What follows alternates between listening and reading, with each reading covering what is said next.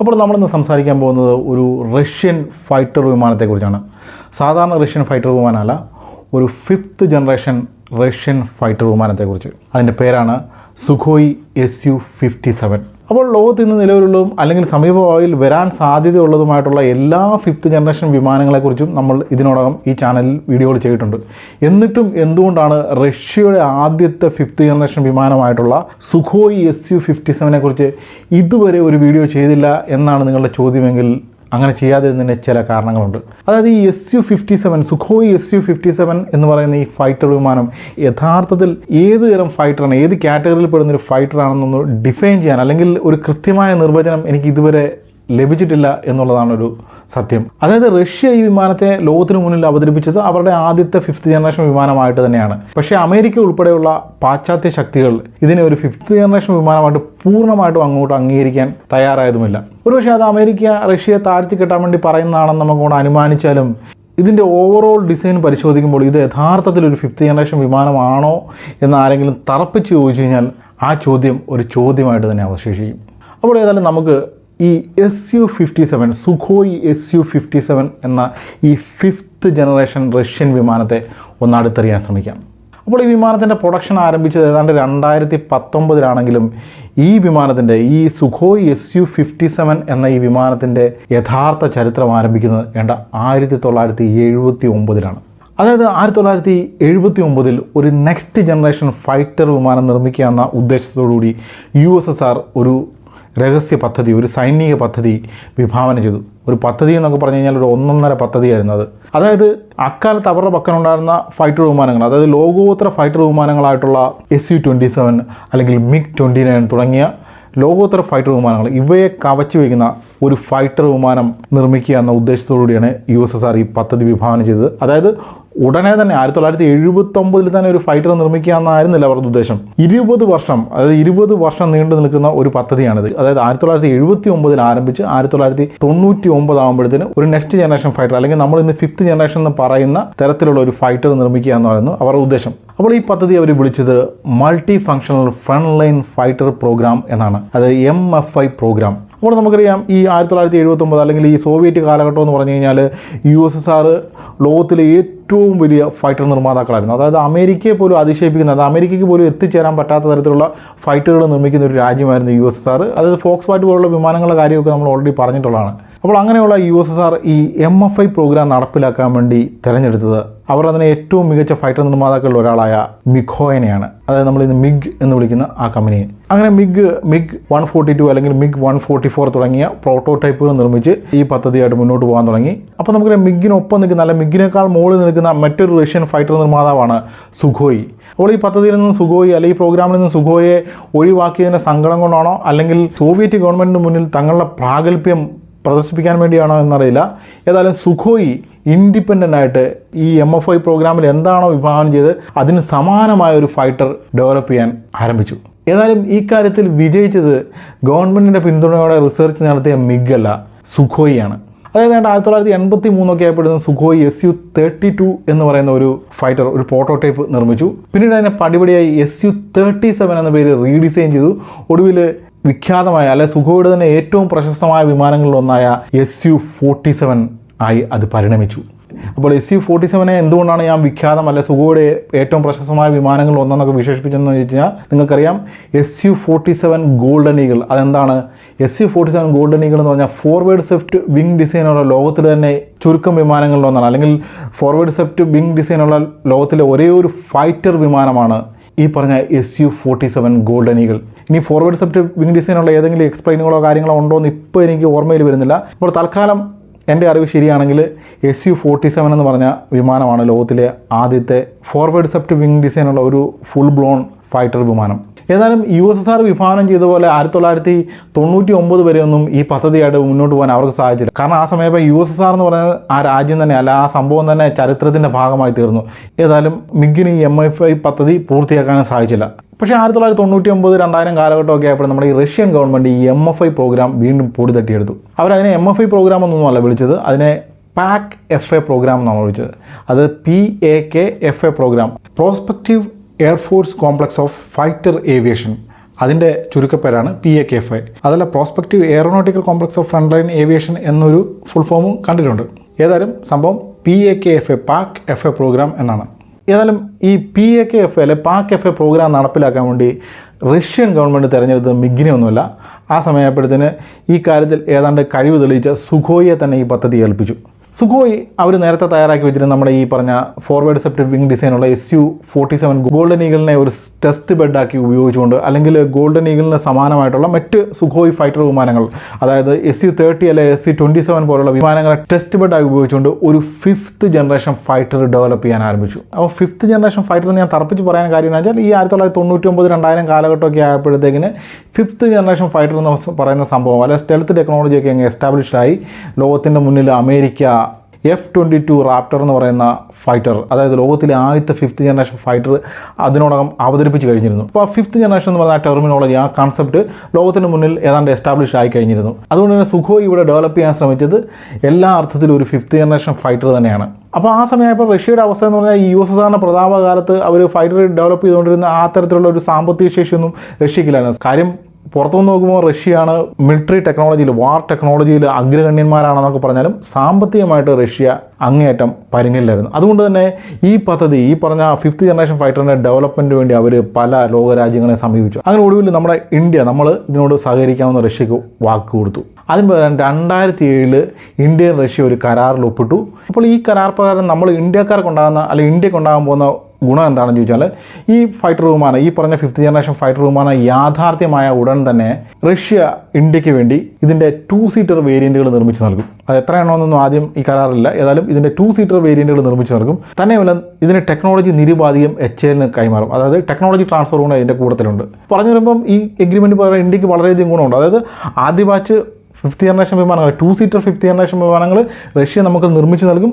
കൂടാതെ തുടർന്ന് അങ്ങോട്ട് HAL ഇവിടെ സ്വതന്ത്രമായിട്ട് ഈ പറഞ്ഞ സുഖോയ് Su-57 എന്ന് പറയുന്ന വിമാനങ്ങൾ ഇൻഡിജിനസ് ആയിട്ട് നിർമ്മിക്കുകയും ചെയ്യും.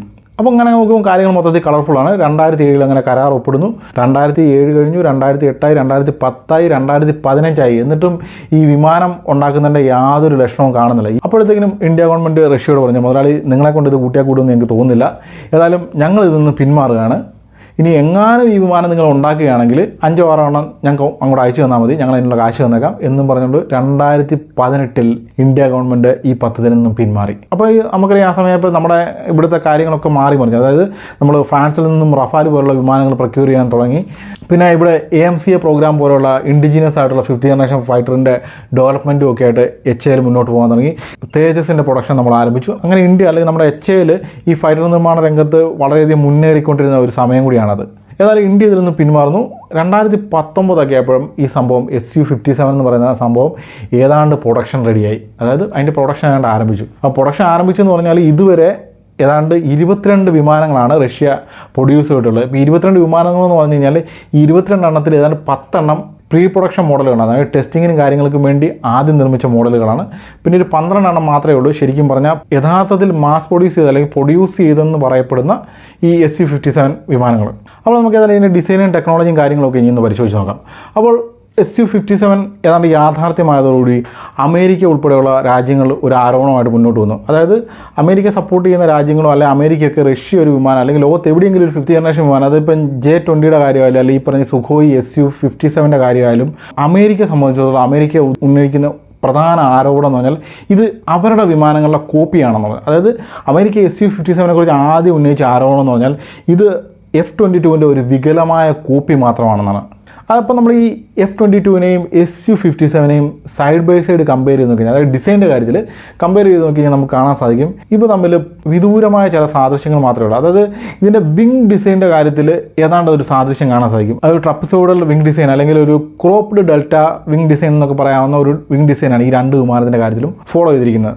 പിന്നെ ഒരു 5th ജനറേഷൻ വിമാനമായതുകൊണ്ട് അത് സ്റ്റെൽത്ത് ടെക്നോളജി എന്ന് പറയുന്ന സംഭവം ഇൻകോർപ്പറേറ്റ് ചെയ്ത് നിർമ്മിച്ചിരിക്കുന്ന ഒരു ഡിസൈൻ ആയതുകൊണ്ട് തന്നെ ചില എലമെൻറ്റുകളിൽ സാദൃശ്യം നമുക്ക് തോന്നാം. അതായത് ഇതിൻ്റെ പിൻഭാഗത്തേക്ക് വരുമ്പോൾ ഇതിൻ്റെ വെർട്ടിക്കൽ സ്റ്റെബിലൈസ് ചെയ്ത്, അതായത് അമേരിക്കൻ വിമാനങ്ങളിൽ കാണുന്ന പോലെ, അല്ലെങ്കിൽ ഈ F-22ലും അല്ലെങ്കിൽ F-35ലും കാണുന്ന പോലെയുള്ള ട്വിൻ വെർട്ടിക്കൽ സ്റ്റെബിലൈസേഴ്സാണ് ഇതിലുള്ളത്. അത് ക്യാൻഡഡ് ഡിസൈനാണ്. അതായത് ഔട്ട്വേർഡ് സ്ലാൻഡിങ് ആയിട്ടുള്ള ഡിസൈനാണ് ഇതിൽ ഫോളോ ചെയ്തിരിക്കുന്നത്. ഇത് F-22ലും F-35ലും ഒക്കെ ഇതേ ഡിസൈൻ തന്നെയാണ്. ഇത് ആ സ്റ്റെൽത്ത് എലമെൻറ്റ്സ് ഇതിലേക്ക് കൊണ്ടുവരാൻ വേണ്ടി ചെയ്തിരിക്കുന്ന ഒരു പരിപാടിയാണ്. അങ്ങനെ ഒരു സ്റ്റെൽത്ത് ഫൈറ്റർ ഡിസൈൻ ചെയ്യാൻ സാധിക്കുക, അല്ലെങ്കിൽ വേറെ വളരെ കോംപ്ലക്സ് ആയിട്ടുള്ള ഡിസൈൻ എലമെൻറ്റ്സ് ഒക്കെ ഇതിലേക്ക് കൊണ്ടുവരേണ്ടതായിട്ട് വരും.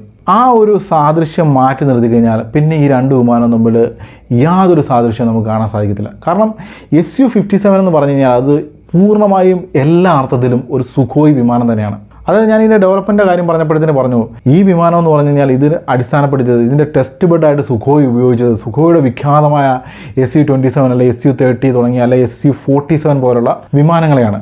അപ്പോൾ അങ്ങനെ ഒരു വിമാനത്തെ അടിസ്ഥാനപ്പെടുത്തിക്കൊണ്ട് നമ്മൾ എങ്ങനെയൊക്കെ വിമാനം നിർമ്മിച്ചാലും അതൊരു അമേരിക്കൻ വിമാനമായി ഒരിക്കലും മാറത്തില്ല. അപ്പോൾ സുഖോയ് അവരുടെ വിമാനങ്ങൾ ഉപയോഗിക്കുന്ന എല്ലാ ഡിസൈൻ എലമെൻറ്റിൻ്റെ മിന്നലാട്ടങ്ങൾ നമുക്ക് ഈ വിമാനത്തിൽ കാണാൻ സാധിക്കും. അപ്പോൾ അങ്ങനെ കാര്യങ്ങൾ ഡിഫെൻഡ് ചെയ്യുമ്പോഴത്തേന് ഈ വെസ്റ്റേൺ അനലിസ്റ്റുകൾ പറയുന്ന രണ്ടാമത്തെ ആരോപണം എന്ന് പറഞ്ഞാൽ ഇതൊരു 5th generation വിമാനമേ അല്ലെന്നാണ്.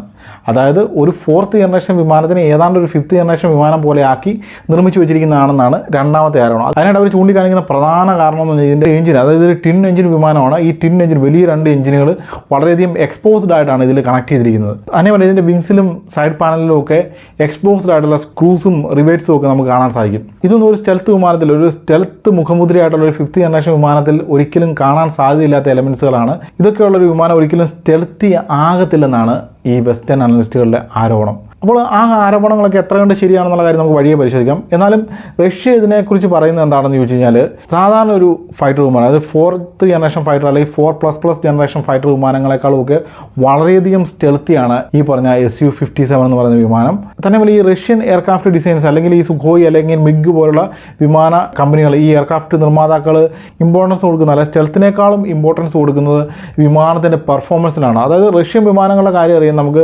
Highly മെനുവറബിളായിട്ടുള്ള highly അജൈലായിട്ടുള്ള fighter വിമാനങ്ങളാണ് എല്ലാ റഷ്യൻ വിമാനങ്ങളും. ആ ഒരു കാര്യത്തിനാണ് അവർ ഇമ്പോർട്ടൻസ് കൊടുത്തിരിക്കുന്നതാണ് റഷ്യ പറയുന്നത്. പക്ഷേ നമുക്കറിയാം ഇന്ന് ഈ വാർ ടെക്നോളജി എന്ന് പറയുന്ന കാര്യം, അല്ലെങ്കിൽ ഫൈറ്റർ ടെക്നോളജി എന്ന് പറയുന്ന കാര്യങ്ങൾ വളരെയധികം മാറിയിരിക്കുന്ന ഒരു സാഹചര്യമാണെന്നുള്ളത്. അതായത് പണ്ടൊക്കെ എന്ന് പറഞ്ഞാൽ ഡോഗ് ഫൈറ്റ് എന്ന് പറയുന്ന സംഭവം ഉണ്ടെന്ന്. ഡോഗ് ഫൈറ്റ് എന്ന് പറയുന്ന പരിപാടി തന്നെ ഒബ്സൈഡായിട്ട് പോയിട്ട് യുഗങ്ങൾ കഴിഞ്ഞിരിക്കുന്നത്. അതായത് ടോം ക്യാറ്റിൻ്റെ ഒക്കെ അവസാനത്തോടുകൂടി ഈ ഡോഗ് ഫൈറ്റ് എന്ന് പറയുന്ന പരിപാടി തന്നെ നിന്നുപോയി. ഇപ്പോൾ ഉള്ളത് ബിയോണ്ട് ദ വിഷ്വൽ റേഞ്ച്, അതായത് BVR വെപ്പൺസിൻ്റെയും മിസൈലുകളുടെയൊക്കെ കാലഘട്ടമാണ് ഇന്നുള്ളത്. അപ്പോൾ അങ്ങനെ ഒരു സാഹചര്യത്തിൽ ഇത്രയധികം പെർഫോമൻസിന് ഇമ്പോർട്ടൻസ് ഉള്ള ഫൈറ്റർ വേണമോ എന്നുള്ള കാര്യവും ഒരു ചോദ്യചിഹ്നമാണ്. അപ്പോൾ ഇതിൻ്റെ ടെക്നിക്കൽ സ്പെസിഫിക്കേഷനിൽ വന്നു കഴിഞ്ഞാൽ ഞാൻ ഇതിനോടൊപ്പം പറഞ്ഞു കഴിഞ്ഞു, 1999 ഒരു നെക്സ്റ്റ് ജനറേഷൻ ഫൈറ്റർ നിർമ്മിക്കുക എന്നുള്ള ഉദ്ദേശത്തോടെ USSR 1979 പദ്ധതി വിഭാവനം ചെയ്യുന്നു. പക്ഷേ 99 കഴിഞ്ഞ് 20 വർഷം കഴിഞ്ഞ് 2019 ഈ വിമാനം ഒരു യാഥാർത്ഥ്യമായി മാറുന്നത്. അതിനിടയിൽ USSRൻ്റെ തകർച്ച ഉൾപ്പെടെ വളരെയധികം സംഭവ വികാസങ്ങൾ റഷ്യ എന്ന അല്ല USSR എന്ന് പറയുന്ന ആ ഭൂമികയിൽ സംഭവിക്കുന്നുണ്ട്. ആ വികാസ പരിണാമങ്ങളൊക്കെ തന്നെ ഈ വിമാനത്തിൻ്റെ നിർമ്മാണത്തിലും ഈ വിമാനത്തിൻ്റെ ഡെവലപ്മെൻറ്റിനെയൊക്കെ ബാധിക്കുന്നുണ്ട്. അപ്പോൾ ഇതിൻ്റെ ഡിസൈനിലേക്ക് വന്നു കഴിഞ്ഞാൽ അമേരിക്ക ആരോപിക്കുന്ന പോലെ F-22വുമായിട്ട് യാതൊരു സാദൃശ്യവും നമുക്ക് കാണാൻ സാധിക്കത്തില്ലെന്ന് നമ്മൾ ഇതിനോടൊപ്പം പറഞ്ഞു കഴിഞ്ഞു. Su-57 എന്ന് പറഞ്ഞാൽ ഒരു ടിപ്പിക്കൽ സുഖോയ് വിമാനമാണ്. അതായത് പത്തി പിരിച്ചു നിൽക്കുന്ന സർപ്പത്തെ അനുസ്മരിക്കുന്ന രീതിയിലുള്ള ഡിസൈനുമായിട്ടാണ് നമ്മുടെ Su-30 പോലുള്ള വിമാനങ്ങൾ ആകാശത്ത് നൃത്തം വയ്ക്കുന്നത്. ഇത്രയും ഒരു ഗാംഭീര്യമൊന്നും നമുക്ക് Su-57ൻ്റെ ഡിസൈനിൽ കാണാൻ സാധിക്കത്തില്ല. കാരണം ഒരു സുഖോയുടെ എയർ ഫ്രെയിമിലേക്ക് ഈ സ്റ്റെൽത്ത് ടെക്നോളജി ഇൻകോർപ്പറേറ്റ് ചെയ്തപ്പോഴത്തേന് അതിൻ്റെ ആ ഒറിജിനൽ ഡിസൈനിലേക്ക് നമ്മൾ വെള്ളം ചേർത്ത പോലെ, അതായത് വെള്ളം ചേർത്തുന്ന ഉദ്ദേശിച്ചത് ഒരു നെഗറ്റീവ് അർത്ഥത്തിലല്ല, ആ ഡിസൈൻ ഒന്ന് ടോൺ ഡൗൺ ചെയ്യപ്പെട്ടു. അതുകൊണ്ട് തന്നെ ആ സുഖോയ് Su-30യുടെ ആ അഗ്രസീവ് സ്റ്റാൻസ് ഒന്നും ഈ Su-57 നമുക്ക് കാണാൻ സാധിക്കില്ല. എന്ന് കരുതി Su-57 ഒരു അഗ്രസീവ് ഡിസൈൻ അല്ലെന്ന് നമുക്ക് പറയാൻ സാധിക്കത്തില്ല. അപ്പോൾ അതിന് ആവശ്യമായ രീതിയിലുള്ള അഗ്രഷനൊക്കെ അവിടെ ഉണ്ട്. അപ്പോൾ പറഞ്ഞു വരുമ്പോൾ ഏതൊരു 5th ജനറേഷൻ വിമാനത്തിനെയും പോലെ ഒരു ബ്ലെൻഡഡ് ബോഡി വിങ് ഡിസൈനാണ് ഇതിനും സുഖോയ് ഫോളോ ചെയ്തിരിക്കുന്നത്. അപ്പോൾ ബ്ലെൻഡഡ് ബോഡി വിങ് ഡിസൈൻ എന്ന് പറഞ്ഞു കഴിഞ്ഞാൽ നമ്മുടെ വിങ്സുകൾ എവിടെയാണ് ആരംഭിക്കുന്നത്, അതായത് ഫ്യൂസലാജ് അവസാനിച്ച് എവിടെയാണ് വിങ്സുകൾ തുടങ്ങുന്നതെന്ന് നമുക്ക് കൃത്യമായിട്ട് കണ്ടുപിടിക്കാൻ സാധിക്കത്തില്ലാത്ത രീതിയിൽ വിങ്സും ഫ്യൂസലാജും അങ്ങനെ മേർജ് ചെയ്ത് നിൽക്കുന്ന രീതിയിലുള്ള ഒരു ഡിസൈനാണ് ഇവിടെ ഫോളോ ചെയ്തിരിക്കുന്നത്. അതുപോലെ തന്നെ ഇതിൻ്റെ വിങ്സുകളിൽ നോക്കിക്കഴിഞ്ഞാൽ വിങ്സുകൾ കോക്പിറ്റിൻ്റെ പുറകു വരെ എത്തി നിൽക്കുന്ന രീതിയിലുള്ള ഒരു ലീഡിംഗ് എഡ്ജ് റൂട്ട് എക്സ്റ്റൻഷൻ ഒക്കെ ഉള്ള രീതിയിലാണ് ഡിസൈൻ ചെയ്തിരിക്കുന്നത്. ലീഡിംഗ് എഡ്ജ് റൂട്ട് എക്സ്റ്റൻഷൻ എന്ന് പറയുന്ന സംഭവം ശരിക്കും ഈ F-18 ഹോർണറ്റിലൊക്കെ ഉള്ള ഒരു ഡിസൈൻ എലമെൻ്റാണ്. പക്ഷേ ഹോർണറ്റിൻ്റെ ഡിസൈൻ പോലെയല്ല ഇവിടെ കാണുന്ന അഡ്ജസ്റ്റബിൾ ലീഡിംഗ് എഡ്ജ് എക്സ്റ്റൻഷൻ വിത്ത് വെർട്ടക്സ് കൺട്രോൾ എന്ന് പറയുന്ന ഒരു ഡിസൈൻ ഫീച്ചറാണ് ഇവിടെ കൊടുത്തിരിക്കുന്നത്. ഇതൊക്കെ സ്റ്റെൽത്ത് ക്യാരക്ടേഴ്സ് കൂട്ടാൻ വേണ്ടി റഷ്യ തന്നെത്താൻ ഡെവലപ്പ് ചെയ്തെടുത്തിരിക്കുന്ന ഫീച്ചേഴ്സാണ്. പിന്നെ നമ്മൾ പറഞ്ഞു ബേസിക്കലി ഒരു ഡെൽറ്റ വിങ് ഡിസൈൻ, അല്ലെങ്കിൽ ക്രോപ്ഡ് ഡെൽറ്റ വിങ് ഡിസൈൻ എന്നൊക്കെ പറയാവുന്ന രീതിയിലുള്ള ഡിസൈൻ ആണ് ഇതിൽ ഫോളോ ചെയ്തിരിക്കുന്നത്. അതുപോലെ തന്നെ കാൻഡഡ് ആയിട്ടുള്ള ഔട്ട്വേർഡ് കാൻഡഡ് ആയിട്ടുള്ള vertical stabiliser, twin vertical stabilisers ഇതിൽ കാണാൻ സാധിക്കും. അപ്പോൾ ആകെ മൊത്തം ഒരു 5th ജനറേഷൻ വിമാനമായിട്ടാണ് സുഖോയ് ഡിസൈൻ ചെയ്തിരിക്കുന്നതെങ്കിലും സുഖോയുടെ മുഖമുദ്രയായിട്ടുള്ള ഹൈ ആംഗിൾ ഓഫ് അറ്റാക്ക് Su-57ൻ്റെയും ഒരു മുഖമുദ്രയാണ്. അതായത് നമുക്കറിയാം സുഖോയ് വിമാനം എന്ന് പറഞ്ഞാൽ ആകാശത്ത് ചടുല നിർത്തി നടത്തുന്ന highly manure, super manure fighter വിമാനങ്ങളാണ്. ആ ക്യാരക്ടറിസ്റ്റിക്സ് എല്ലാം തന്നെ അതേപടി സുഖോയ് Su-57ലേക്കും കൂട്ടി യോജിപ്പിച്ചിട്ടുണ്ട്. അപ്പോൾ ഒരു സ്റ്റെൽത്തി എയർ ഫ്രെയിമിലേക്ക്, ഒരു 5th ജനറേഷൻ എയർ ഫ്രെയിമിലേക്ക് ഈ പറഞ്ഞ സുഖോയുടെ ടിപ്പിക്കൽ ക്യാരക്ടറിസ്റ്റിക്സ് എങ്ങനെ കൊണ്ടുവന്നു ചോദിച്ചു കഴിഞ്ഞാൽ അവർ സുഖോയ് അതിനുവേണ്ടി വളരെ മെറ്റിക്കുലസ് ആയിട്ടുള്ള, വളരെ ഡീറ്റെയിൽഡ് ആയിട്ടുള്ള ഡിസൈൻ എലമെൻറ്റ്സ് പലതും ഇതിൽ കൊണ്ടുവന്നിട്ടുണ്ട്. അതുപോലെ തന്നെ ഈ പറഞ്ഞ ത്രസ്റ്റ് വെക്ടറിങ്, എക്സോസ്റ്റ് നോസിലുകൾ പോലുള്ള റഷ്യൻ ടെക്നോളജി, ഇങ്ങനെയുള്ള പല ഡിസൈൻ എലമെൻറ്റ്സുകളുടെ സഹായത്തോടെയാണ് സുഖോയ് ഇതിനെ ഒരു ഹൈ പെർഫോമൻസ് ഫൈറ്റർ വിമാനമായിട്ട് അണിയിച്ചൊരുക്കിയിരിക്കുന്നത്. പിന്നെ നമുക്കറിയാം എല്ലാ മോഡേൺ ഫൈറ്റർ വിമാനങ്ങളും നെഗറ്റീവ് സ്റ്റെബിലിറ്റി ഉള്ള, എയറോഡൈനാമിക്കലി അൺസ്റ്റേബിൾ അല്ലെങ്കിൽ റിലാക്സ്ഡ് സ്റ്റെബിലിറ്റി എന്നൊക്കെ പറയുന്ന കാര്യങ്ങളുള്ള വിമാനമാണ്. വിമാനം ബേസിക്കലി അൺസ്റ്റേബിൾ ആണ്. പക്ഷേ നമ്മൾ ഫ്ലൈ ബൈ വയർ സാങ്കേതികവിദ്യ ഉപയോഗിച്ച് വിമാനത്തിലേക്ക് സ്റ്റെബിലിറ്റി ഇൻഡ്യൂസ് ചെയ്യുകയാണ് ചെയ്യുന്നത്. അത് ഈ വിമാനത്തിൻ്റെ മെനുവറിറ്റി അല്ലെങ്കിൽ അജിലിറ്റി കൂട്ടാൻ വേണ്ടി ചെയ്യുന്ന ഒരു ഗിമ്മിക്കാണ്. ഈ പരിപാടി ഈ വിമാനത്തിലും സുഖോയ് ഉപയോഗിച്ചിട്ടുണ്ട്. അപ്പോൾ ഇതൊരു 5th ജനറേഷൻ ഫൈറ്റർ വിമാനമാണെന്ന് പറഞ്ഞു. അപ്പോൾ 5th ജനറേഷൻ ഫൈറ്റർ വിമാനത്തിൽ ഒരുപാട് തരത്തിലുള്ള കോമ്പോസിറ്റ് മെറ്റീരിയലുകളൊക്കെ ഉപയോഗിച്ചാണ് ഇതിൻ്റെ എയർ ഫ്രെയിം നിർമ്മിക്കുന്നത്. അപ്പോൾ ഈ വിമാനത്തിൻ്റെ എയർ ഫ്രെയിം നിർമ്മിക്കാൻ വേണ്ടി ഉപയോഗിച്ചിരിക്കുന്ന എയർ ഫ്രെയിമിൻ്റെ ഏതാണ്ട് 40% നിർമ്മിച്ചിരിക്കുന്ന അലൂമിനിയം അലോയ് ഉപയോഗിച്ചാണ്. ഏതാണ്ട് 18 മുതൽ 20% ഭാഗങ്ങൾ നിർമ്മിച്ചിരിക്കുന്നത് ടൈറ്റാനിയം അലോയ് ഉപയോഗിച്ചാണ്. ബാക്കി വരുന്ന എലമെൻ്റ്, അതായത് വിമാനത്തിൻ്റെ ഭാരത്തിൻ്റെ ഏതാണ്ട് 20 മുതൽ 26% വരെ നിർമ്മിച്ചിരിക്കുന്നത് കോമ്പോസിറ്റ് മെറ്റീരിയൽ ഉപയോഗിച്ചാണ്. അപ്പോൾ കോമ്പോസിറ്റ് മെറ്റീരിയൽ എന്ന് പറഞ്ഞാൽ ഈ റഡാർ അബ്സോർബിങ് കോമ്പോസിറ്റ് മെറ്റീരിയൽ ഉപയോഗിച്ചാണ് നിർമ്മിച്ചിരിക്കുന്നത്. അപ്പോൾ ഈ പറഞ്ഞ സംഭവം വിമാനത്തിൻ്റെ ആകെ ഭാരത്തിൻ്റെ 20 മുതൽ 26% വരെ വരത്തുള്ളെങ്കിലും ഇതിൻ്റെ ആകെ സർഫസ് ഏരിയ, ടോട്ടൽ സർഫസ് ഏരിയയുടെ 70% കവർ ചെയ്യുന്നത് ഇത്തരം മെറ്റീരിയൽ ഉപയോഗിച്ചുകൊണ്ടാണ്. അപ്പോൾ ആ ഒരു കാര്യവും ഈ വിമാനത്തിൻ്റെ സ്റ്റെൽത്തിനെ എൻഹാൻസ് ചെയ്യും. പിന്നെ ഇതൊരു ടിൻ എഞ്ചിൻ വിമാനമാണ്. ടിൻ എഞ്ചിൻ വിമാനം എന്ന് പറഞ്ഞാൽ ഇതിൽ ഉപയോഗിക്കുന്നത് റഷ്യയുടെ വിഖ്യാതമായ സാറ്റേൺ എഞ്ചിനുകളാണ്. അതായത് സാറ്റേൺ AL-41F1 എന്ന ഓഗ്മെൻറ്റഡ് ടർബോഫാൻ ജെറ്റ് എഞ്ചിനുകളാണ് ഉപയോഗിക്കുന്നത്. ഇതിൽ സ്വാഭാവികമായിട്ടും ആഫ്റ്റർ ബേണേഴ്സും കാര്യങ്ങളൊക്കെ ഉണ്ട്, ആഫ്റ്റർ ബേൺ ടെക്നോളജിയൊക്കെ ഉള്ള ഒരു ജെറ്റ് എഞ്ചിനാണ്. പക്ഷേ പറഞ്ഞതിന് മുമ്പിൽ ഈ എഞ്ചിൻ ഒരു 5th ജനറേഷൻ വിമാനത്തിന് ചേർന്നതാണോ എന്ന് ചോദിച്ചാൽ അതൊരു ക്വസ്റ്റ്യൻ മാർക്കാണ്. കാരണം ഈ എഞ്ചിൻ എന്ന് പറഞ്ഞാൽ യഥാർത്ഥത്തിൽ നമ്മുടെ സുഖോയ് Su-30 ഉപയോഗിക്കുന്ന ഒരു യൂണിവേഴ്സൽ ഈസ്റ്റേൺ എഞ്ചിൻ എന്നൊക്കെ വിളിക്കാൻ പറ്റുന്ന സാറ്റേൺ AL-31 ഒരു അപ്ഗ്രേഡഡ് വേർഷൻ മാത്രമാണ്. അപ്പോൾ ഞാൻ യൂണിവേഴ്സൽ ഈസ്റ്റേൺ എഞ്ചിൻ എന്ന് വിളിക്കാൻ കാരണം എന്താണെന്ന് ചോദിച്ചു കഴിഞ്ഞാൽ, ഒന്നാമത് റഷ്യയുടെ പക്കലുള്ള സുഖോയും മിക്കുമായിട്ടുള്ള ഏതാണ്ട് എല്ലാ വിമാനങ്ങളിലും ഈ എഞ്ചിനാണ് ഉപയോഗിക്കുന്നത്. തന്നെയല്ല HAL ഈ സാധനം ഇന്ത്യയിൽ നിർമ്മിക്കുന്നുണ്ട് സുഖോയ് MKIക്കൊക്കെ വേണ്ടി. പിന്നെ ചൈന ഇതുവരെ ഉണ്ടാക്കിയിട്ടുള്ള എല്ലാ വിമാനങ്ങളിലും ഉപയോഗിക്കുന്നത് ഈ എഞ്ചിനോ ഇതിൻ്റെ ഡെറിവേറ്റീവ്സോ ആണ്. അതായത് J-20 ഉപയോഗിക്കുന്ന എഞ്ചിനുകൾ, WS എഞ്ചിനുകൾ പോലും ഈ എഞ്ചിൻ്റെ, ഈ റഷ്യൻ എഞ്ചിൻ്റെ ഡെറിവേറ്റീവ്സ് ആണ്. അതിനെ അടിസ്ഥാനപ്പെടുത്തി അതിൻ്റെ കോറും കാര്യങ്ങളൊക്കെ ഉപയോഗിച്ച് നിർമ്മിച്ചിരിക്കുന്ന എഞ്ചിനുകളാണ്. പറഞ്ഞു വരുമ്പോൾ ഈ പറഞ്ഞ സാറ്റേൺ AL-41F1 എന്ന് പറയുന്ന ഈ എഞ്ചിൻ ഒരു 5th ജനറേഷൻ വിമാനത്തിന് ചേർന്ന എഞ്ചിനൊന്നുമല്ല. അതായത് സുഖോയ് Su-57ൻ്റെ പൊട്ടൻഷ്യൽ പൂർണ്ണമായിട്ടും പുറത്തെടുക്കണമെങ്കിൽ ഇതിലും അഡ്വാൻസ് ആയിട്ടുള്ള എഞ്ചിൻ ആവശ്യമാണ് ശരിക്കും പറഞ്ഞു കഴിഞ്ഞാൽ. അപ്പോൾ നമുക്കറിയാം പല വിമാനങ്ങളും പ്രോട്ടോടൈപ്പുകൾ ടെസ്റ്റ് ചെയ്യുമ്പോഴത്തേന് പുതിയൊരു എഞ്ചിൻ ആവശ്യമാണെങ്കിൽ ആ പുതിയ എഞ്ചിൻ ഡെവലപ്പ് ചെയ്യാൻ കാലതാമസം വരുന്നതുകൊണ്ട് തന്നെ അവരുടെ പക്കലുള്ള ഒരു പ്രൂവൺ ആയിട്ടുള്ള എഞ്ചിൻ ഉപയോഗിച്ച് വിമാനത്തിൻ്റെ പ്രോട്ടോടൈപ്പുകൾ ടെസ്റ്റ് ചെയ്യും. അപ്പോൾ ഈ ടെസ്റ്റിംഗ് നടക്കുന്ന സമയത്ത് തന്നെ സൈമൾട്ടേനിയസ്ലി ഈ പുതിയ എഞ്ചിൻ്റെയും ഡെവലപ്മെൻറ്റും കാര്യങ്ങളും നടക്കുന്നതുകൊണ്ട് തന്നെ വിമാനം പ്രൊഡക്ഷൻ റെഡി ആകുമ്പോഴത്തേന് പുതിയ എഞ്ചിൻ ഉപയോഗിച്ച് വിമാനം നിർമ്മിക്കാനും സാധിക്കും. അതാണ് പൊതുവേ എല്ലാ വിമാന കമ്പനികളും ഫോളോ ചെയ്യുന്നൊരു പ്രൊസീജിയറാണ്. ഇപ്പോൾ നമ്മൾ അഡ്വാൻസ് ആയിട്ടുള്ള ഇന്ന് നിലവിലുള്ള പല ടൈഫൂൺ അല്ലെങ്കിൽ റാഫാൽ ഇതുപോലുള്ള വിമാനങ്ങളിലൊക്കെ പ്രൊഡക്ഷൻ സമയം പരിശോധിച്ച് കഴിഞ്ഞാൽ ഇതുപോലുള്ള പഴയ എഞ്ചിനുകൾ ഉപയോഗിച്ച് വിമാനങ്ങളെ പ്രോട്ടോടൈപ്പ് ടെസ്റ്റ് ചെയ്തായിട്ട് നമുക്ക് കാണാൻ സാധിക്കും. അപ്പോൾ അതേ പരിപാടി തന്നെയാണ് റഷ്യ ഇവിടെ ഉപയോഗിച്ചത്. പക്ഷേ എന്ത് സംഭവിച്ചെന്ന് വെച്ചാൽ റഷ്യക്ക് ഈ വിമാനം പ്രൊഡക്ഷനിലേക്ക് വന്നപ്പോൾ 2019 ആയപ്പോഴത്തേക്കിന് ഒരു പുതിയൊരു എഞ്ചിൻ ഡെവലപ്പ് ചെയ്തെടുക്കാനൊന്നും സാധിച്ചില്ല. അതുകൊണ്ട് തന്നെ അവർ ഈ പ്രോട്ടോടൈപ്പിൽ ഉപയോഗിച്ച AL-41 എന്ന് പറയുന്ന എഞ്ചിൻ തന്നെ ഇതിൻ്റെ പ്രൊഡക്ഷൻ മോഡലുകൾ ഉപയോഗിക്കാൻ തുടങ്ങി. പക്ഷേ അതിനെക്കുറിച്ച് പറയുന്നത് എന്താണെന്ന് വെച്ചാൽ ഏതാണ്ട് സമീപഭാഗത്ത് തന്നെ AL-51 എന്ന് പറയുന്ന ഒരു അഡ്വാൻസ് എഞ്ചിനോ അല്ലെങ്കിൽ വേറെ ഏതെങ്കിലും ഇതിനേക്കാളും ഹൈലി അഡ്വാൻസ് ആയിട്ടുള്ള ഒരു 6th ജനറേഷൻ ഫൈറ്റർ എഞ്ചിനോ റഷ്യ നിർമ്മിക്കും. ആ എഞ്ചിനായിരിക്കും ഇനിയും വരാൻ പോകുന്ന ഈ സുഖോയ് Su-57 മോഡലുകളിലും അതുപോലെ റഷ്യ ഇനിയും നിർമ്മിക്കാൻ പോകുന്ന നമ്മുടെ ചെക്ക്മേറ്റ് പോലുള്ള 5th ജനറേഷൻ വിമാനങ്ങളിലൊക്കെ ഉപയോഗിക്കാൻ പോകുന്നതാണ് പറയപ്പെടുന്നത്. പക്ഷേ ആ എഞ്ചിൻ ഉപയോഗിച്ചുള്ള ഒരു Su-57 ഇതുവരെ പുറത്തിറങ്ങിയതായിട്ട് അറിവൊന്നുമില്ല. അപ്പോൾ ഏതായാലും ഈ വിമാനത്തിൻ്റെ പെർഫോമൻസ് നോക്കി കഴിഞ്ഞാൽ ഏതാണ്ട് ഒരു 5th ജനറേഷൻ വിമാനത്തിന് അടുത്തടുപ്പിച്ചുള്ള പെർഫോമൻസ് ഒക്കെ ഈ വിമാനത്തിനും ഉണ്ട്. അതായത് മാക്സിമം സ്പീഡ് എന്ന് പറഞ്ഞാൽ 2 മാക്ക് സ്പീഡാണ്. അതുപോലെ തന്നെ ഇതിൻ്റെ സൂപ്പർ ക്രൂസിംഗ് സ്പീഡ്, അതായത് ആഫ്റ്റർ ബേണേഴ്സ് ഉപയോഗിക്കാതെ പറക്കുന്ന സ്പീഡ് എന്ന് പറഞ്ഞു കഴിഞ്ഞാൽ 1.3 മാക്കോളം വരും. 66,000 ഫീറ്റാണ് സർവീസ് സീലിംഗ്. അതുപോലെ തന്നെ മാക്സിമം റേഞ്ച്, അതായത് മാക്സിമം റേഞ്ച് എന്ന് പറഞ്ഞാൽ എക്സ്റ്റേണൽ ഫ്യൂവൽ ടാങ്കുകൾ ഉപയോഗിച്ചുകൊണ്ട് ഏതാണ്ട് 4,500 കിലോമീറ്ററുകൾ ഇതിന് പറക്കാൻ സാധിക്കും. പക്ഷേ സൂപ്പർ ക്രൂയിസിംഗ് റേഞ്ച് എന്ന് പറഞ്ഞു കഴിഞ്ഞാൽ ഏതാണ്ട് 1,500 കിലോമീറ്ററുകൾ മാത്രമേ ഉള്ളൂ. ഇനി ഏവിയോണിക്സിലേക്ക് വന്നു കഴിഞ്ഞാൽ NO36 അല്ലെങ്കിൽ N036 ബാൽക്ക AES റഡാറാണ് ഇതിൽ മെയിൻ റഡാറായിട്ട് ഉപയോഗിച്ചിരിക്കുന്നത്. അപ്പോൾ ആ റഡാറിനെ ഇതിൻ്റെ മെയിൻ റഡാർ എന്ന് വിളിക്കാമെന്ന് വെച്ച് കഴിഞ്ഞാൽ അങ്ങനെ നമുക്ക് വിളിക്കാൻ സാധിക്കില്ല. കാരണം ഇതൊരു വളരെ കോംപ്ലക്സ് ആയിട്ടുള്ള സിസ്റ്റമാണ് ഇതിൽ ഉപയോഗിച്ചിരിക്കുന്നത്. വളരെ കോംപ്ലക്സും വളരെ അഡ്വാൻസും ആയിട്ടുള്ള ഒരു റഡാർ ടെക്നോളജിയാണ് റഷ്യ ഇതിൽ ഉപയോഗിച്ചിരിക്കുന്നത്. അതായത് 5 റഡാർ മോഡ്യൂളുകളുള്ള SH-121 multi functional integrated radio electronic system എന്ന് പറയുന്ന ഒരു റഡാർ കോംപ്ലക്സ് തന്നെയാണ് ഇതിലുള്ളത്. അതായത് റഡാർ കോംപ്ലക്സ് എന്ന് ഞാൻ വിളിക്കാൻ കാര്യം എന്ന് വെച്ചാൽ ഇതിൽ 5 റഡാർ മോഡ്യൂളുകൾ ഉണ്ടെന്ന് പറഞ്ഞു. അതിൽ ഫ്രണ്ടിൽ, അതായത് നോസ് മൗണ്ടഡ് ആയിട്ടുള്ള ഈ ആദ്യം പറഞ്ഞ എക്സ്പാൻഡ് AES റഡാറുണ്ട്. അതുപോലെ തന്നെ സൈഡ് മൗണ്ടഡ്, ചീക്ക് മൗണ്ടഡ് ആയിട്ടുള്ള 2 AES റഡാർ ആൻറ്റിനകൾ കൂടിയുണ്ട്. അതും എക്സ്പാൻഡ് AES റഡാറുകളാണ്. അതുകൂടാതെ അതിൻ്റെ ലീഡിംഗ് എഡ്ജ് റൂട്ട് എക്സ്റ്റൻഷനിൽ 2 L ബാൻഡ് റഡാർ ആൻറ്റിനകൾ കൂടിയുണ്ട്. അങ്ങനെ മൊത്തം 5 റഡാർ ആൻറ്റിനകൾ അടങ്ങുന്ന ഒരു സിസ്റ്റമാണ് ഇതിൽ ഉപയോഗിച്ചിരിക്കുന്നത്. ഇതുകൂടാതെ 101 KS atoll electro optical targeting system എന്ന് പറയുന്ന സംഭവം ഇതിലുണ്ട്.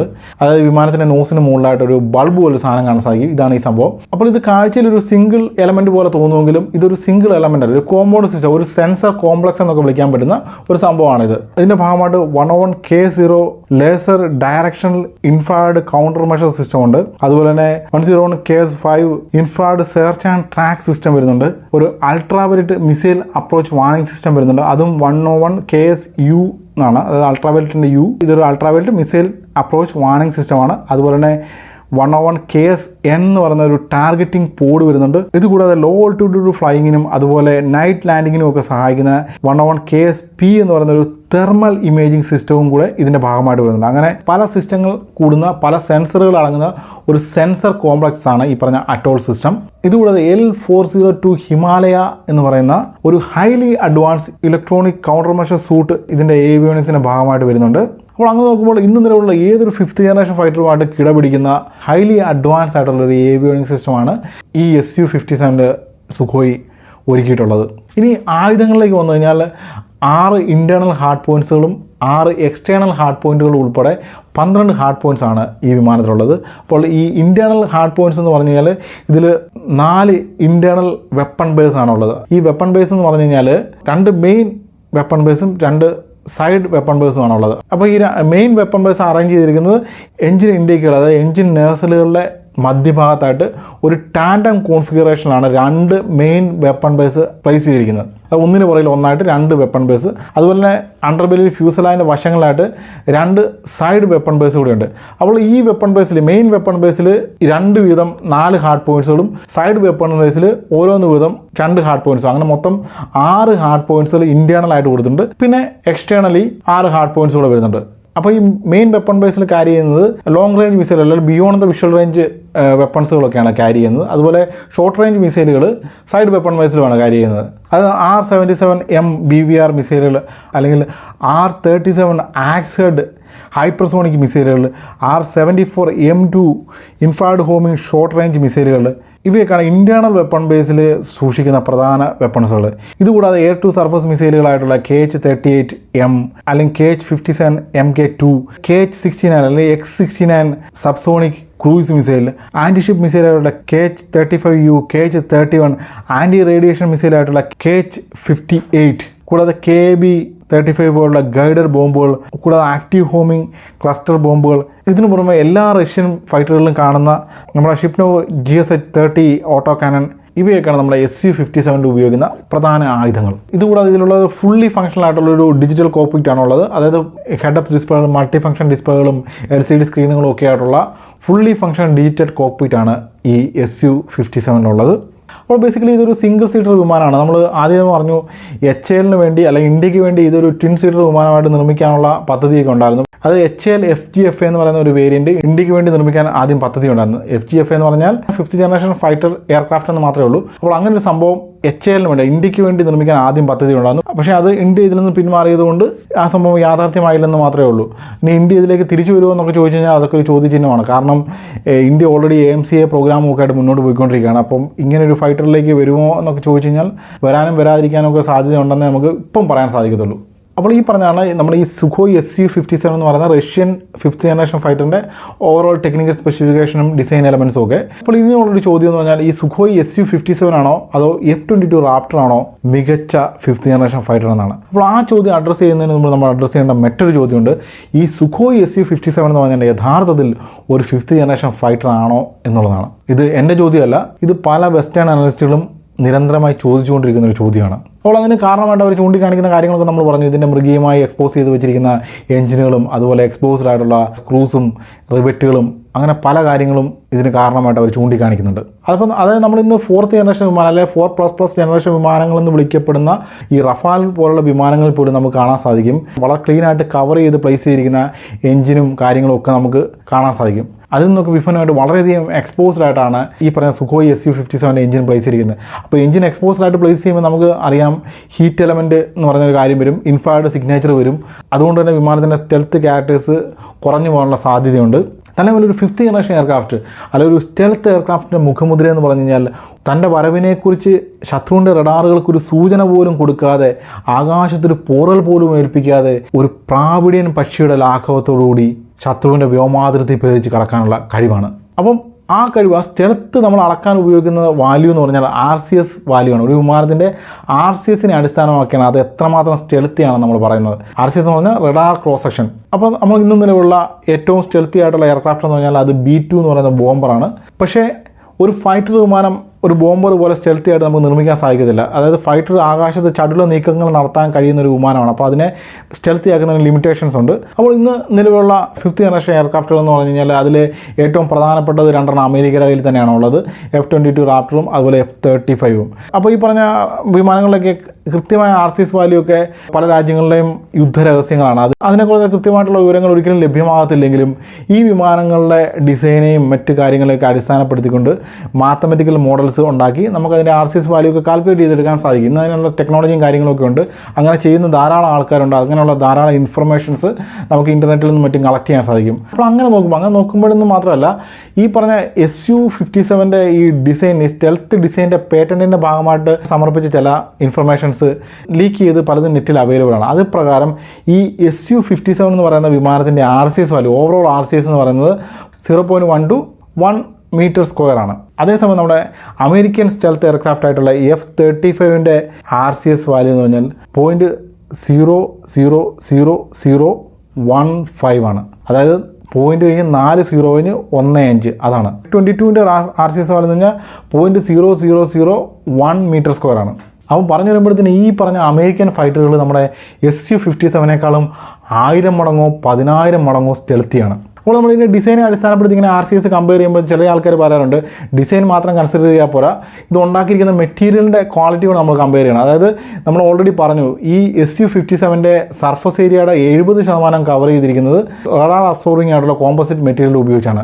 അതേസമയം ഈ പറഞ്ഞ നമ്മുടെ റാപ്റ്ററിൻ്റെയോ അല്ലെങ്കിൽ F-35ൻ്റെയോ ഒക്കെ സർഫസ് ഏരിയ മുഴുവനായും ഇതുപോലുള്ള കോമ്പോസിറ്റ് മെറ്റീരിയൽ ഉപയോഗിച്ചല്ല കവർ ചെയ്തിരിക്കുന്നത്. അതിൻ്റെ ചില കോർണേഴ്സും അതുപോലെ ചില പ്രത്യേക സർഫസുകൾ, അതായത് റഡാർ വേവ്സും മാക്സിമം റിഫ്ലക്ട് ബാക്ക് ചെയ്യാൻ സാധ്യതയുള്ള ചില പ്രതലങ്ങളിൽ മാത്രമാണ് ഈ പറഞ്ഞ രീതിയിലുള്ള ഹൈലി അബ്സോർവിംഗ് ആയിട്ടുള്ള കോമ്പോസിറ്റ് മെറ്റീരിയൽ ഉപയോഗിച്ചിരിക്കുന്നത്. ബാക്കി ഭാഗങ്ങൾ നോർമൽ മെറ്റീരിയൽ ഉപയോഗിച്ചാണ് നിർമ്മിച്ചിരിക്കുന്നത്. അതുകൊണ്ട് തന്നെ ഈ ഡിസൈൻ അടിസ്ഥാനപ്പെടുത്തി നമ്മൾ ഈ പറയുന്ന 0.1 മീറ്റർ സ്ക്വയർ എന്ന് പറയുന്ന ആ വാല്യൂവിനേക്കാളും കുറവായിരിക്കും യഥാർത്ഥത്തിൽ ഈ Su-57ൻ്റെ RCS വാല്യൂ എന്ന് വാദിക്കുന്ന ആൾക്കാരുണ്ട്. അതിൻ്റെ മറുവാദം എന്താ വെച്ചാൽ സ്റ്റെൽത്ത് അച്ചീവ് ചെയ്യുകയാണെങ്കിൽ ഏറ്റവും ഇമ്പോർട്ടൻ്റ് ആയിട്ടുള്ള കാര്യം ഈ വിമാനത്തിൻ്റെ ഡിസൈൻ തന്നെയാണ്.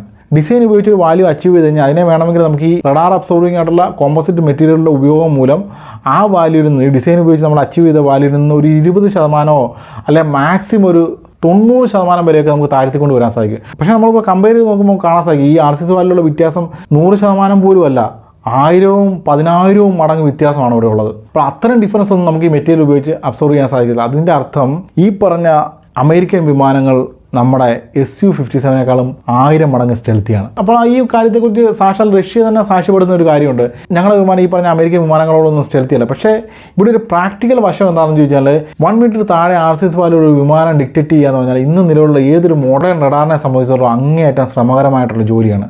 അപ്പോൾ അങ്ങനെ വളരെ പണിപ്പെട്ട് വളരെ ശ്രമകരമായിട്ട് ഈ ശത്രുവിൻ്റെ റഡാർ ഞങ്ങളുടെ വിമാനം ഡിക്റ്റേറ്റ് ചെയ്യുന്നതിന് വളരെ മുമ്പ് തന്നെ ഞങ്ങളുടെ വിമാനം ആ വിമാനത്തിൻ്റെ ജോലി പൂർത്തിയാക്കി ശത്രുവിൻ്റെ വ്യോമാതിർത്തി വിട്ടിട്ടുണ്ടായിരിക്കും. കാരണം ഇത് ഒരു സുഖോയിയാണ്. അപ്പം റഷ്യ അങ്ങനെയൊക്കെ പറയുന്നുണ്ടെങ്കിൽ കാര്യങ്ങൾ ശാസ്ത്രീയമായിട്ട് പരിശോധിക്കാൻ നമുക്ക് കാണാൻ സാധിക്കും. ഈ Su-57 എന്ന് പറയുന്ന വിമാനം സ്റ്റെൽത്തിൻ്റെ കാര്യത്തിൽ American 5th generation ഫൈറ്ററുകളായിട്ടുള്ള F-22 F-35 കാതങ്ങൾ പിന്നിലാണ്. പക്ഷേ പെർഫോമൻസിൻ്റെ കാര്യത്തിൽ, അതായത് അജിലിറ്റിയുടെയും മെനുവബിലിറ്റിയുടെയും കാര്യത്തിൽ ഇത് വളരെ മുന്നിലായിരിക്കും. ഇത് സുഖോയ് വിമാനം ആയതുകൊണ്ട് തന്നെ വളരെ മുന്നിലായിരിക്കും. പക്ഷേ ഇതും പ്രൂവ് ചെയ്യേണ്ട കാര്യമാണ്.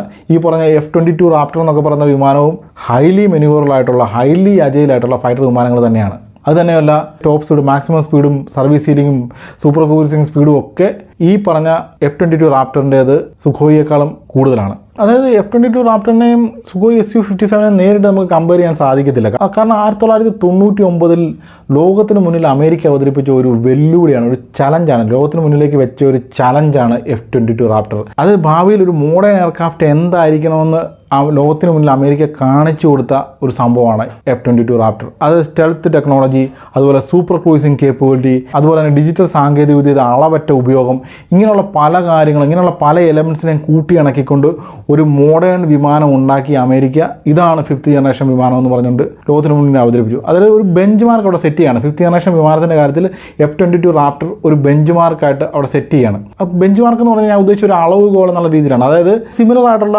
കോൺഫിഗറേഷനുള്ള, അല്ലെങ്കിൽ സിമിലർ ആയിട്ടുള്ള സ്പെസിഫിക്കേഷൻ ഉള്ള കാര്യങ്ങളെ കമ്പയർ ചെയ്യാൻ വേണ്ടി നമുക്ക് ഉപയോഗിക്കാവുന്ന ഒരു ബേസ് ഫാക്ടർ എന്നൊക്കെ പറയുന്ന കാര്യമാണ് ഒരു ബെഞ്ച് മാർക്ക്. ആ ഡെഫിനേഷൻ എത്ര കണ്ട് കൃത്യമാണെന്ന് എനിക്കറിയത്തില്ല. അതായത് ഉദാഹരണം പറയുകയാണെങ്കിൽ ലക്ഷറി കാറുകളുടെ കാര്യം തന്നെ എടുത്തു നോക്കിയേ. ഈ ലക്ഷറി കാറുകളുടെ കാര്യത്തിൽ, അതായത് ലക്ഷറി കാറുകളുടെ കാര്യമാണ് പറയുന്നത്, അല്ലാതെ ഹൈ പെർഫോമൻസ് കാറുകളുടെ കാര്യമല്ല.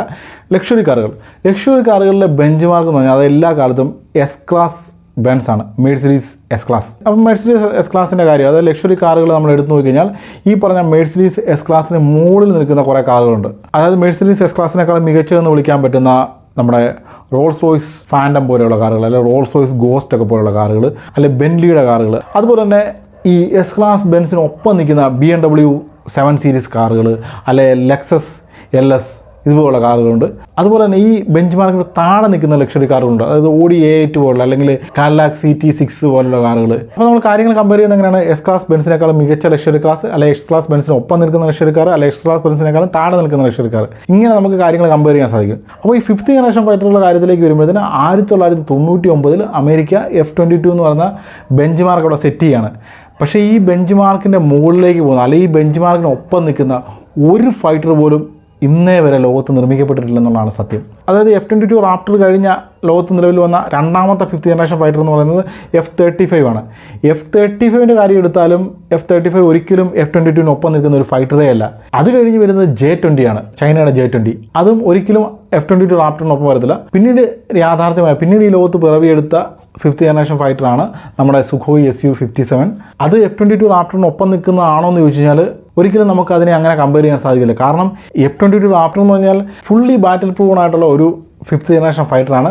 ഏതാണ്ട് 180ഓളം ഫൈറ്ററുകൾ, 180ഓളം കോമ്പാക്ട് റെഡി ആയിട്ടുള്ള F-22 റാപ്റ്റർ ഫൈറ്ററുകൾ അമേരിക്കയുടെ പക്കൽ ഇപ്പം റെഡി ആയിട്ടുണ്ട്.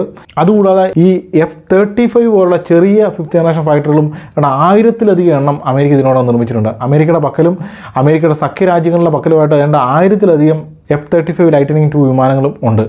അപ്പോൾ പറഞ്ഞു വരുമ്പോഴത്തേന് ഈ 5th ജനറേഷൻ ടെക്നോളജിയുടെ കാര്യത്തിൽ അമേരിക്കയുടെ അടുത്തെങ്കിലും നിൽക്കുന്ന രാജ്യം എന്ന് പറഞ്ഞാൽ അത് ചൈനയാണ്. അങ്ങനെ ഞാൻ പറയാൻ കാര്യം എന്താണെന്ന് ചോദിച്ചു കഴിഞ്ഞാൽ ഏതാണ്ട് 250ഓളം J-20 വിമാനങ്ങൾ കോമ്പാക്ട് റെഡിയായിട്ട് ചൈനയുടെ പക്കലുണ്ടെന്നാണ് കണക്കാക്കപ്പെടുന്നത്. അപ്പോൾ സംഭവം അങ്ങനെയൊക്കെയുള്ള കാര്യങ്ങൾ നമ്മൾ കൃത്യമായിട്ട് വിലയിരുത്തുമ്പോൾ കാണാൻ സാധിക്കും. ഈ Su-57 എന്ന് പറഞ്ഞാൽ വളരെ പവർഫുൾ ആയിട്ടുള്ള ഒരു പ്ലാറ്റ്ഫോം തന്നെയാണ്. ഈ പ്രോഗ്രാമിലേക്ക് കൂടുതൽ ഫണ്ട് വരികയാണെങ്കിൽ ഒരുപക്ഷെ F-22 മുകളിലേക്ക് വളരാൻ കേപ്പബിൾ ആയിട്ടൊരു പ്ലാറ്റ്ഫോം തന്നെയാണ് ഈ സുഖോയ് Su-57. ആ ഒരു പ്രതീക്ഷയോടെ, ആ ഒരു പ്രത്യാശയോടെ സുഖോയിയുടെ ഒരു എളിയ ആരാധകനായ ഞാൻ ഈ വീഡിയോ അവസാനിപ്പിക്കുകയാണ്. അപ്പോൾ ഇതിലും ഇൻഫോർമേറ്റീവായ, ഇതിലും ഇൻട്രസ്റ്റിംഗ് ആയ മറ്റൊരു വീഡിയോയുമായി വീണ്ടും കാണാം. അതുവരെ ബൈ.